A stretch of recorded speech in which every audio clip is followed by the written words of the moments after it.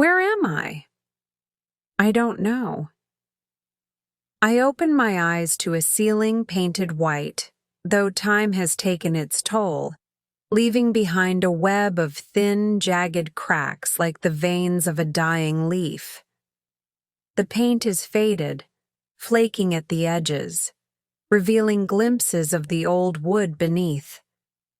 The air is thick with a mixture of scents, polished oak, aged paper, and something floral, faint but persistent, like the ghost of perfume clinging to the room from another era. There's an almost suffocating stillness, a silence so complete that it presses against my ears, broken only by the distant ticking of an unseen clock. I inhale deeply, the scent filling my lungs, grounding me in this unfamiliar space. My body feels sluggish, weighted down as though I've been sleeping for days. I sit up slowly, wincing as a dull ache pulses at the base of my skull. The pain is not sharp, but it lingers, an unwelcome companion that clouds my thoughts. Blinking, against the dim light, I take in my surroundings. The room is beautiful, grand even, but in a way that feels detached, as if it belongs to another time, another story, one that I am not a part of. The bed beneath me is large, its frame adorned with intricate carvings of vines and flowers, delicate yet unyielding. The sheets are crisp, the kind you find in expensive hotels or places where comfort is carefully curated rather than naturally present. A heavy chair with dark leather upholstery sits near an elegant mahogany table, its polished surface gleaming faintly in the low light. There is an air of calculated simplicity. Everything here is purposeful, placed just so, yet devoid of anything personal. No photographs, no books, no trinkets to suggest that this space belongs to anyone. I glance toward the window, its tall frame draped in heavy curtains that have been pulled back to reveal a vast expanse of green. The field stretches endlessly, bathed in golden sunlight, a contrast to the unsettling stillness of the room. The glass, thick and slightly warped with age, distorts the edges of the landscape ever so slightly. I press my fingers against it. It's cool, solid, unyielding. An invisible barrier between me and whatever lies beyond. Then, like a whisper carried on the wind, I hear it. Music. Faint, but unmistakable. The delicate notes of a piano drifting through the air, weaving a melody I recognize but can't quite place. Mozart. The sound is distant yet perfectly clear, as though it's seeping through the very walls of the room. The music is too soft to be intrusive, too perfect to be incidental. It feels deliberate. A chill creeps up my spine. Why am I here?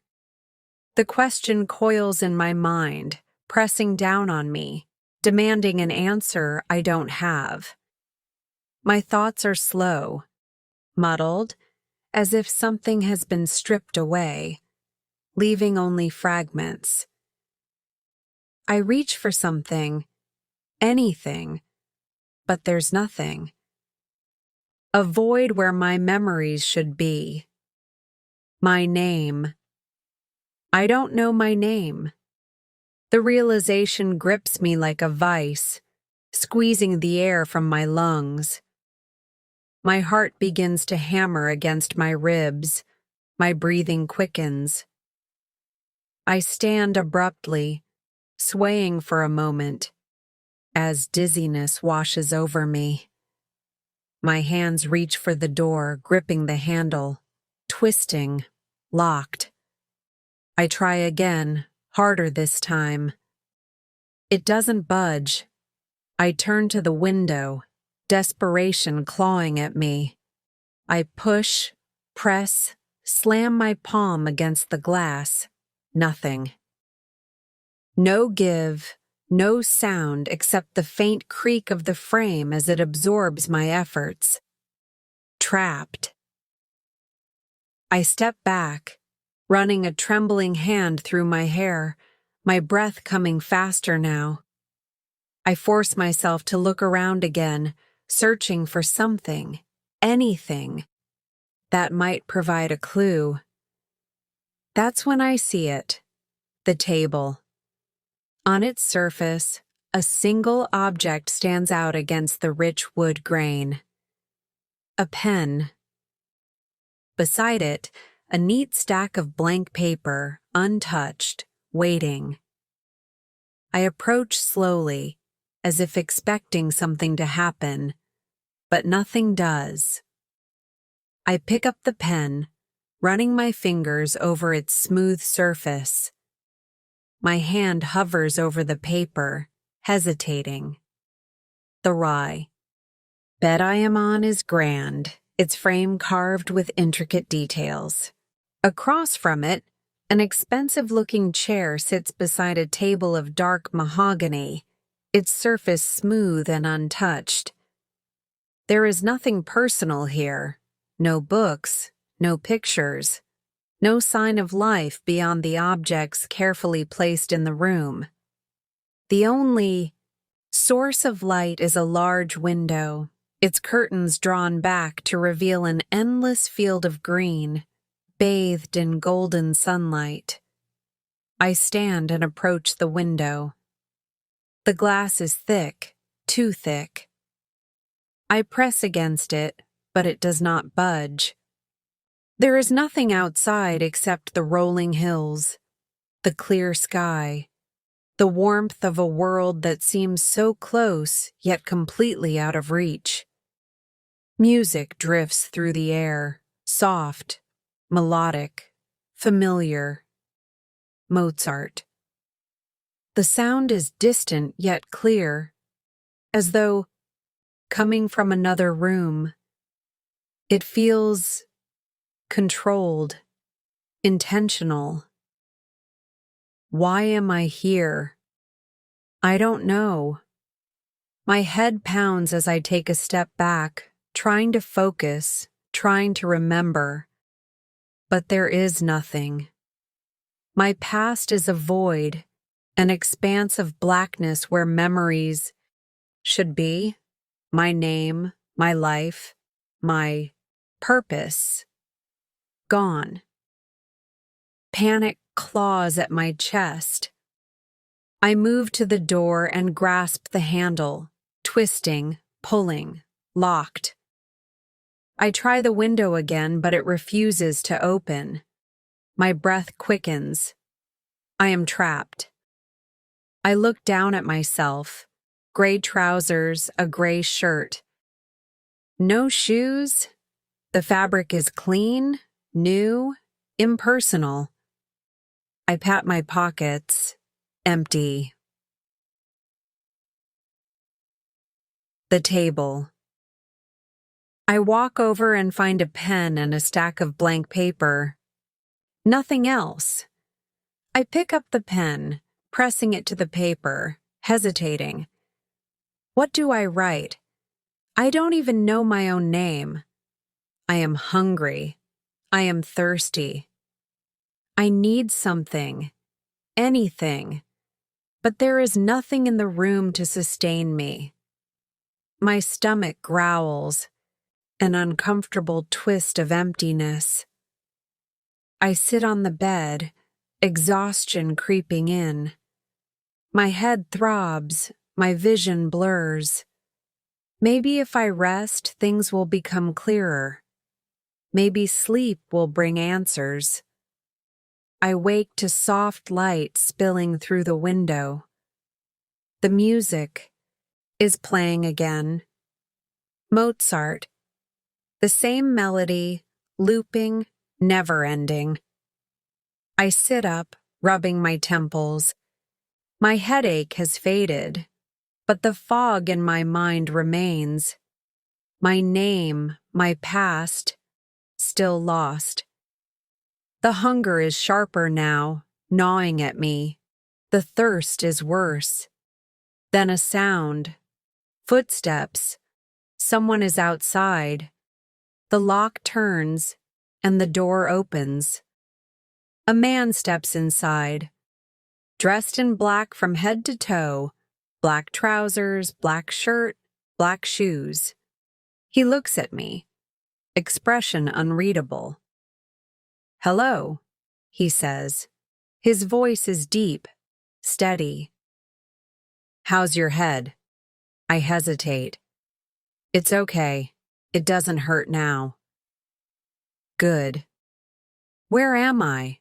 I ask. "You don't know." "No? Are you thirsty?" "Yes, I'm hungry too."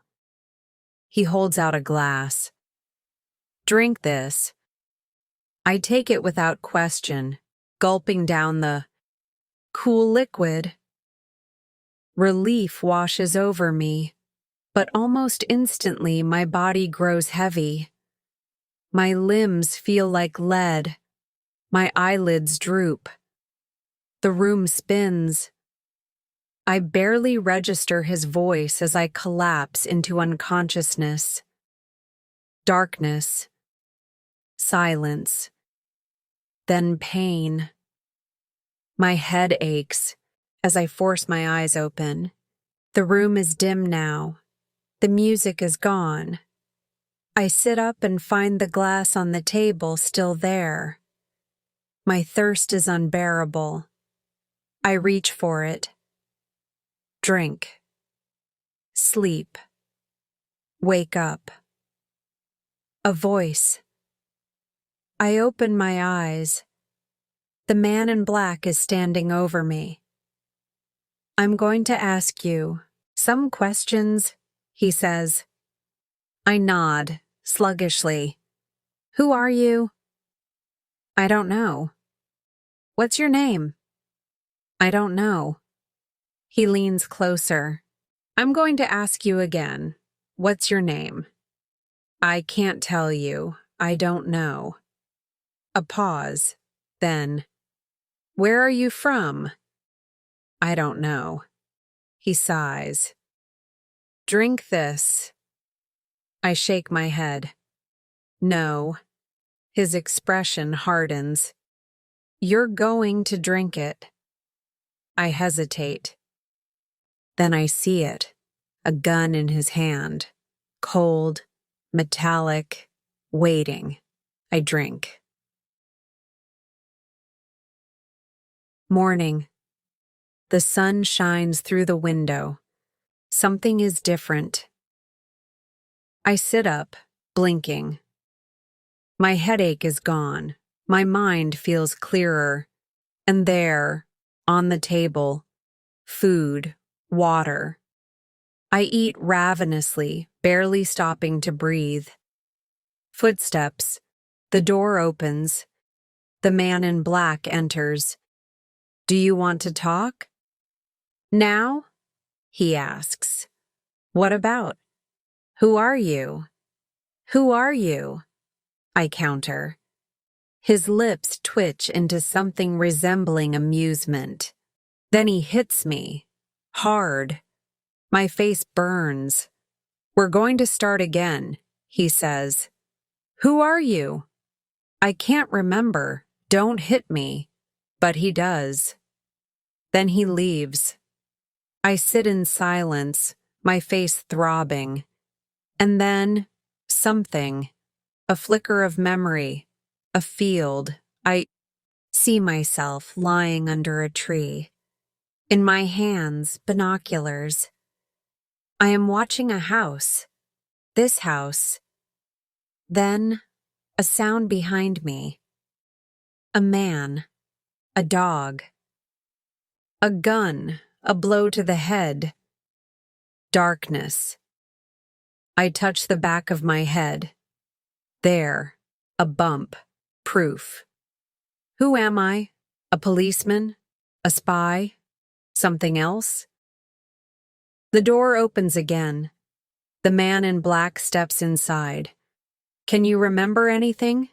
He asks. Yes, a little. Who are you working for? I don't know. Why were you watching us? I don't know. He studies me. Very clever. He leaves. More memories surface. Nightfall. A blue coat. Lights in the house. A white Jaguar. 2 figures carrying a box. Then, the sound behind me. The strike to my head. Outside, voices. He's going to talk. Maybe. 2 days more. That's it. The door locks, but they've left the key. 2 days. And then? I don't intend to wait to find out. What are they going to do now? What's my next move? I can't stay here any longer. The key is in the lock. I can hear it, feel it even. My heart is racing, but there's no turning back now. I grab some paper from the table, the crinkled edges sharp under my fingers, and slowly, cautiously, I slip it under the door. The paper slides smoothly, then stop. It's under the door. Now. Next, I take the pen. Just a simple pen, but it's all I've got. Slowly, I push the pen toward the lock. My fingers are shaking. I guide the pen in, and there it is. The key. I can see it now, fully visible, trapped in the lock. I take the pen and push it against the key. I need to move it. Just enough. Yes. The key's starting to fall. I hold my breath. I can feel the weight of the moment as the key tumbles from the lock, almost slow motion. I can't see where it's landing. Is it on the paper? I don't know. I can't risk looking. I just need to pull it out. Carefully, I tug the paper under the door. It's a delicate operation, but I have no choice. Very slowly, very carefully. I'm pulling it. I can feel the key as it moves, tugging along the paper. It's there. It's on the paper. I've got it. I've got the key. Now, I can open the door. I can hear nothing. It's all so quiet outside. With my heart in my throat, I open the door. Just a crack. It's a narrow corridor, empty, and for a moment, I just stand there, frozen. What now? I'm not sure, but I can't stand here forever. I have to go. I step out, each footstep soft on. The floor. The house is grand, beautiful. I can feel the wealth in the air. The old floors creak, but it's quiet. The music is there again, faintly in the distance. Mozart. It's almost like the house itself is alive, humming with some unseen rhythm. There are doors everywhere. I hesitate, unsure. I keep moving, my hand brushing against the wall as I pass. At the end of the corridor, I see a set of stairs. I can hear voices coming from downstairs, but I can't go down there. I can't risk it. I open the first door. Bedrooms. Nothing out of the ordinary. I open another. More bedrooms. Then another. More rooms, but nothing important. Then I open a door that makes me stop in my tracks. The room is full of paintings, priceless, beautiful works of art. Picassos, Rembrandts, Van Goghs. The walls are lined with masterpieces. I can't believe what I'm seeing. They're on the floor, lying there, sprawled out like some forgotten treasures. Millions of pounds worth of stolen art scattered across the room. I step closer to one of the paintings, a Picasso. It's unmistakable. It's the famous stolen Picasso, the one from the London Art Gallery. I stand there staring at it, trying to make sense of what's happening. Who are these people? Who am I? I close the door, stepping away from the room. How do I get out of here? How? I can't just stay here. They have guns. I remember that. Then it hits me. One of the bedrooms has a phone. There's a phone. I can call the police. I make my way quickly down the hall, stopping at the door. I open it, and sure enough, there it is. The telephone by the bed. The number is written on it. Bratt Street, 35972.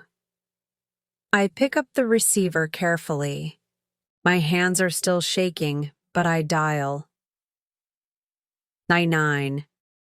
The tone hums. Then, someone picks up. Police or ambulance? Police! Quickly! Police? Yes, I'm trapped here. I'm a prisoner. The house is full of stolen paintings. Please, you have to hurry. The voice on the other end asks for my name, but I can't tell them that. I can't give them my name. Then I hear footsteps outside the door. I drop the phone. I can hear them in the corridor, moving. They're coming closer. I can't find the key. Where is it? Hurry up! I can't find it. There's another key, they say. The kitchen. Go get it. Right, I move, but it's too late. I can hear them now. They're coming back. They have the key. The door is opening. What's going on? But the room is still locked. I'm trapped. They're getting closer. Find him. Take the gun. Finish it. My pulse races. I hear the heavy footfalls of someone getting closer. The door handle is turning. Then I hear something else. The unmistakable sound of sirens. A lot of them. Police. They're here. But what do they want? I can hear their voices now, muffled. They're outside the house. The door opens. Good evening, Inspector. What can I do for you? We're here to search the house. We're looking for some paintings. There's nothing here, the man says. Nothing at all. But we can look, can't we? The inspector is skeptical, but they move.